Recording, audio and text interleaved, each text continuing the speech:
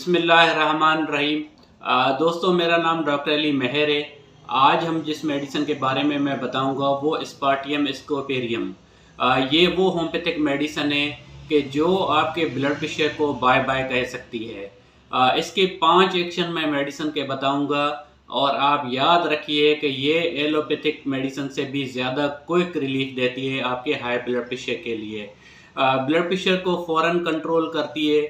इस दवा का एक्शन जो है यूरिनरी ट्रैक्ट के ऊपर है और आपका फ़ौरन जो है पेशाब और मेडिसिन के तौर पे भी काम करती है। यूरिया क्रिएटिनिन के पेशेंट्स का ब्लड प्रेशर बढ़ता हो तो उनको आप इस्तेमाल कराइए, गर्म पानी में इसका बहुत असर है।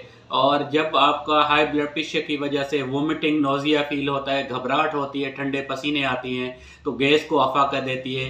ये गिलोनाइन और रोल्फिया मेडिसिन की कम्प्लीमेंट्री मेडिसिन के तौर पे काम करती है। शुक्रिया।